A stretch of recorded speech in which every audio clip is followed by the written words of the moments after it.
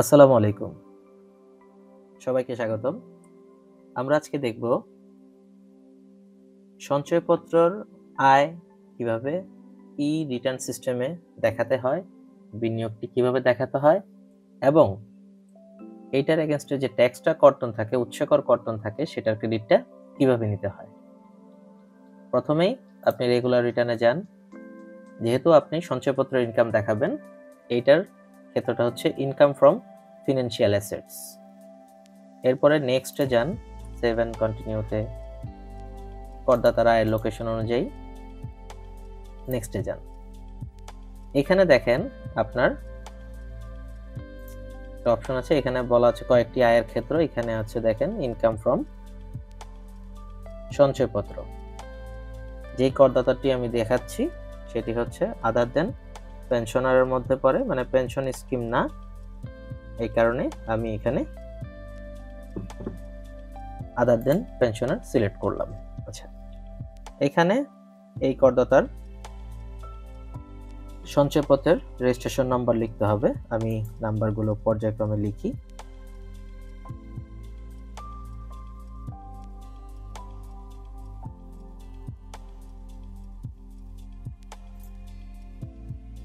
এখানে আপনাকে বিনিয়োগের তারিখ লিখতে হবে।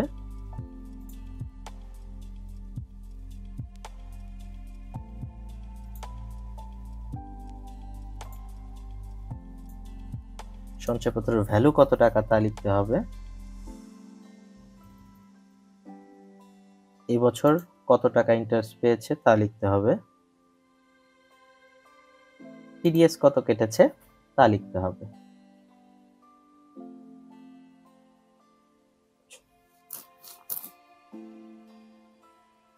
এটা দেখলেন এই কলামে আপনার সঞ্চয়পত্রের রেজিস্ট্রেশন নাম্বার, এটা ইস্যু ডেট, আপনার সঞ্চয়পত্রটির মূল্যমান কত, এত টাকা, এই বছর আপনি কত টাকা সুদ পেয়েছেন সেই টাকা, এবং টিডিএস কত কেটেছে সেই টাকা। বাস, এরপরে আপনি সেভ অ্যান্ড কন্টিনিউতে যাবেন। এইখানে আপনি যদি সঞ্চয়পত্রটা আপনার এই করবর্ষে যদি ম্যাচিউরড না হয়, অর্থাৎ কন্টিনিউয়াস থাকে, তাহলে অবশ্যই আপনাকে অ্যাসেট লায়াবিলিটি কলামে এটা বিনিয়োগ হিসেবে দেখাতে হবে। তো অ্যাসেট লায়াবিলিটিতে যাওয়ার পর আপনি এখানে দেখেন অ্যাসেট একটা লেখা আছে, এখানে আছে ফিনান্সিয়াল অ্যাসেট, এখানে আছে সঞ্চয়পত্র। আমি যে মূল্যমানের সঞ্চয়পত্রটি দেখিয়েছি এনবিআর এর রিটার্ন সিস্টেমে, এই অঙ্কটি পুনরায় আপনার লেখার প্রয়োজন নাই। এখানে দেখুন একটা অপশন আছে ইম্পোর্ট ফ্রম ইনকাম।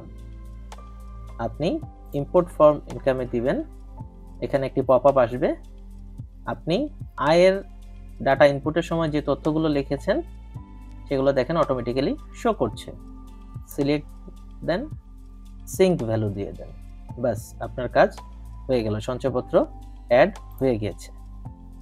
আচ্ছা, এখন দেখুন ট্যাক্স পেমেন্টের এখানে আপনার যে আয় দেখাচ্ছে, আয়ের এগেনস্টে একটি টাকা ডিমান্ড দেখাচ্ছে, অর্থাৎ আপনাকে কিন্তু ট্যাক্স পেমেন্টের তথ্য উল্লেখ করলেও এখানে সিস্টেমে কিন্তু এখনো আপনার ট্যাক্সটা ক্রেডিট হয়নি। তো ট্যাক্সটা আপনি কিভাবে ক্রেডিট নেবেন দেখুন, ট্যাক্স পেমেন্টের এখানে ক্লিক করলে পর্যায়ক্রমে আপনি নিচে গেলে এই একটি অপশন পাবেন, have you paid any source tax, advance tax or any regular tax for 24-25 assessment year. আচ্ছা, দ্যাট মিনস বোঝাচ্ছে যে আপনি কোনো উৎসকর এই সময়টাতে আপনার কেটেছে কিনা। যদি কেটে থাকে এই সিস্টেমে যে আপনি ক্রেডিটটা নিয়ে আসবেন, সেই জন্য আপনাকে প্রথমে ইয়েস সিলেক্ট করতে হবে। এরপর আসছে do you need to update your tax payment status. Yes, হ্যাঁ, কারণ আপনি আপনার ট্যাক্সটা ক্রেডিট নিতে চাচ্ছেন। ইয়েসে দিলে এইরকম একটি স্ক্রিন আস্তে আস্তে চলে আসবে। এটা হচ্ছে ট্যাক্স রিটার্নের লেজার সিস্টেম। আচ্ছা, এখানে আপনাকে ট্যাক্সটা ক্লেম করতে হবে। ক্লেমটা কোথায়? এখানে দেখেন বাম পাশে লেখা আছে ক্লেম সোর্স ট্যাক্স। এখানে বেশ কয়েকটা অপশন আছে, স্যালারি আদার্স, স্যালারি আইবাস, সেটা হচ্ছে যারা সরকারি চাকরিজীবী, আইবাসে যাদের স্যালারি হয় তাদের জন্য, যাদের আইবাস ব্যতিরিক্ত স্যালারি হয়। এখানে ব্যাংক ইন্টারেস্ট। তো আমরা যেহেতু এই ভিডিওটা সঞ্চয়পত্র দেখছি, আমরা আর কথা বাড়াবো না, আমরা সরাসরি সঞ্চয়পত্রে ক্লিক করব।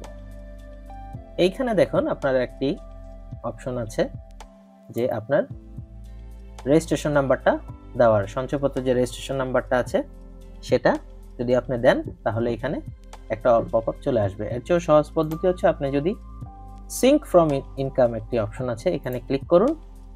দেখেন প্রথম অবস্থায় আপনার কিন্তু একটি পপআপ আসবে, যে তথ্যটা আপনি দিয়েছিলেন দেখেন অটোমেটিক এখানে কিন্তু চলে আসছে যে আপনি একটি সঞ্চয়পত্রের মালিক, যে সঞ্চয়পত্রে আপনি কত টাকা ইন্টারেস্ট ইনকাম দেখিয়েছিলেন তা চলে আসছে এবং কত টাকা ট্যাক্স কেটেছে তাও চলে আসছে। আপনি এখানে সিলেক্ট করবেন এবং আপনার যে ট্যাক্সটা সেই ট্যাক্সটা আপনি ক্লেম করবেন। ওই সঞ্চয়পত্রের সুদের এগেনস্টে আপনার 23,040 টাকা কাটা ছিল, ওই টাকাটাই আপনি ক্লেম করবেন। ক্লেম করার পরে সিঙ্ক ভ্যালুসে ক্লিক করবেন, বাস কাজ শেষ। এখন আপনি নিচে এখানে ট্যাক্স পেমেন্ট স্ট্যাটাসে চলে আসবেন।